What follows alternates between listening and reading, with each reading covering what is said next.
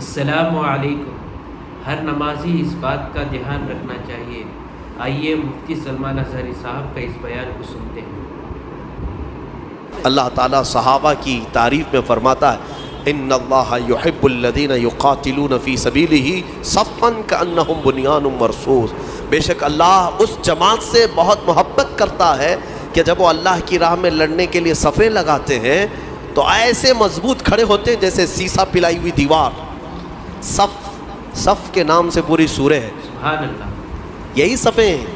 وہ صحابہ کی صفیں کیسی تھی جن کا ذکر قرآن میں آیا۔ ہاں میرے عزیزوں، ان کو چیر کر کے کوئی جا نہیں سکتا تھا، اتنی مضبوط صفیں ہوتی تھیں۔ آپ اندازہ کرو حضرت عمر فاروق رضی اللہ تعالیٰ عنہ کی شہادت جو ہوئی ہے نا، وہ مسجد نبوی میں ہوئی۔ آپ فجر کی نماز پڑھا رہے تھے، ایک رکعت پڑھا چکے تھے۔ ابو لولو مجوسی یہ آیا، حضرت عمر فاروق رضی اللہ تعالیٰ عنہ سے اسے بغض تھی، بغض اور عداوت تھی، بغض رکھتا تھا۔ تو اس نے ایک خنجر اپنے جبے میں چھپا کر رکھا تھا اور پہلی صف میں آ کر کھڑا تھا۔ جب حضرت عمر نماز پڑھا رہے تھے، ایک رکعت ہوئی تو پیچھے سے اس نے حملہ کیا۔ وہ خنجر اتنا سخت تھا کہ پیٹھ سے سینے کی طرف باہر آیا اور حضرت عمر مصلی پر گر گئے۔ لیکن مسجد نبوی میں صحابہ سب نماز پڑھ رہے ہیں، نہ نماز توڑے، نہ بھاگو پکڑو دوڑو، کچھ نہیں۔ سبحان اللہ۔ حضرت عمر مصلی پر رہے، حضرت عبد الرحمن بن عوف جو پیچھے کھڑے تھے آگے بڑھ گئے اور ایک رکعت آپ نے پڑھائی، کسی نے نماز توڑی نہیں۔ وقت کا خلیفہ زخمی ہوا ہے لیکن صحابہ کی نماز ٹوٹی نہیں۔ آگے بڑھ کر کے حضرت عبد الرحمن بن عوف نے ایک رکعت اور جو بچی تھی کمپلیٹ کروائی۔ سلام پھیرنے کے بعد ارے قاتل جس نے خنجر مارا ابو لولو، سارے صحابہ نماز میں ہیں، وہ تو کب کے بھاگ جاتا، لیکن وہ پہلی صف کو بھی کراس نہیں کر سکا۔ نماز کی پوری حالت ہونے تک صحابہ کی وہ بھاگنے کی ہر ممکن کوشش کرتا رہا لیکن کسی صحابی کی صف توڑ نہیں سکا۔ وہ کیسی صف بناتے ہوں گے؟ یہ صف اتنی مضبوط کہ وہ قاتل ان صحابہ کے بیچ سے صفوں کو چیر کے جا نہیں سکا۔ اور اللہ نے یوں ہی نہیں فرمایا کأنہم بنیان مرصوص، وہ ایسے صف لگاتے ہیں جیسے سیسا پلائی ہوئی دیوار ہے، کوئی ان کو کراس کر کے جا نہیں سکتا تھا۔ یہاں آج ہماری حالت ایسی ہیں صفوں میں، کوئی وہاں کھڑا ہے کوئی یہاں کھڑا ہے۔ کچھ لوگ تو یہ سوچتے ہوں گے اس کے کپڑے پہ دھول ہے، لگوں گا تو مجھے کپڑے پہ دھول نہ لگ جائے۔ میرے عزیزو، اللہ تبارک و تعالیٰ نے یہاں مسجد میں جماعت کے لیے جو حکم فرمایا وہ اسی فرق کو مٹانے کے لیے کہ غریب اور امیر دونوں شانہ بشانہ کھڑے رہیں۔ صف میں اس بات کا ہمیشہ اہتمام کرو کہ تمہارا کندھا بازو والے کے کندھے سے لگ جائے، کندھا، یہاں تک کہ حضور پاک صلی اللہ تعالیٰ علیہ وسلم ہر نماز میں رکعت باندھنے سے پہلے حضور یہ اعلان کرتے تھے استقیموا واستووا واعتدلوا، لوگوں سیدھے ہو جاؤ، صف برابر کر لو، ٹھیک ٹھیک کھڑے ہو جاؤ، وسد الخلل، تھوڑی سی بھی اگر جگہ باقی ہے تو پوری کر لو، اس کے بعد اللہ اکبر کہتے تھے۔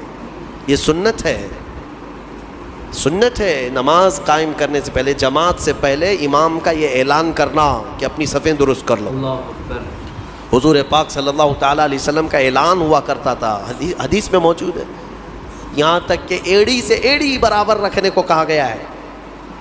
یعنی ہو سکتا ہے کسی کا پنجہ لمبا ہے کسی کا چھوٹا ہے، اس کے لیے کہا گیا ہے صف لگانے کے وقت کس چیز کا خیال کرنا چاہیے؟ ایڑی سے ایڑی برابر، سامنے کے پنجوں کو نہ دیکھو۔ ایڑی کی ہڈی، تمہاری ایڑی کی ہڈی بازو والے کی ایڑی کی ہڈی کے برابر لگتی جائے، یہ الصاق ہے۔ میرے عزیزو، اس کا اہتمام آج کہاں کرتے ہیں؟ اور حدیث میں یہ بھی ملا کہ جس نے صف کو توڑا اللہ اسے توڑ دے گا۔ صف کو کاٹنا گناہ ہے۔ ہاں اگر اتنی جگہ خالی رہ گئی کہ ایک آدمی آ سکتا ہے اور نہیں بھرا آپ نے صف، تو دونوں گنہگار ہیں، دونوں ادھر والے ادھر والے، اور پیچھے کی صف والا بھی گنہگار ہے کہ آگے اس نے جگہ دیکھا اور پھر بڑھ کر کے صف کو مکمل نہیں کیا، وہ بھی گنہگار ہے۔ اگر آگے کی صف میں جگہ خالی نظر آئی تو پیچھے والے کے لیے حکم ہے کہ وہ آگے آ جائے، صف کو پوری کرے، اور جتنی صفیں پیچھے جائیں گی سب آگے آگے آتے ہوئے وہ صفوں کو پوری کرتے جائیں۔ یہ اسلامی نظام ہے میرے عزیز. میں آپ کو اس صف کے متعلق ایک اچھی بات بتا کر اپنی گفتگو کو سمیٹتا ہوں. توجہ. ایک بڑے اسلامی اسکالر ہیں, انہوں نے ایک مغرب زدہ شخص ہے یورپ کا یا امریکہ کا, اس سے پوچھا کہ آپ کی جو ویل ٹرینڈ فوج ہے, سولجرز ہیں, امریکہ کی ہے, دنیا کی سب سے مضبوط فوج مانی جاتی ہے, آپ کے 10,000 فوج کو اگر میدان میں جمع کرنے کی بات آئی تو کتنی دیر لگے گی آپ کو ان فوجیوں کو ترتیب میں لانے کے لیے جو ٹرینڈ ہے؟ تو اس نے کہا کہ ہم کو 10,000 فوج کو لانے کے لیے جو سب سے سپر فاسٹ کنٹری ہے اس کی بات کر رہا ہوں, انہوں نے کہا 4-5 گھنٹے لگ سکتے ہیں, 3 گھنٹے لگ سکتے ہیں. اتنی فوج, 10,000 فوج کو ترتیب دینے کے لیے.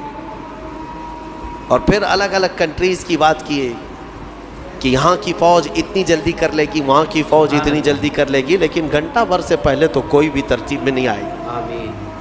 تو اس اسلامی اسکالر نے کہا کہ تمہاری تربیت یافتہ فوج میدان میں صف لگانے پر آئے تو اتنے گھنٹے لگ جاتے ہیں,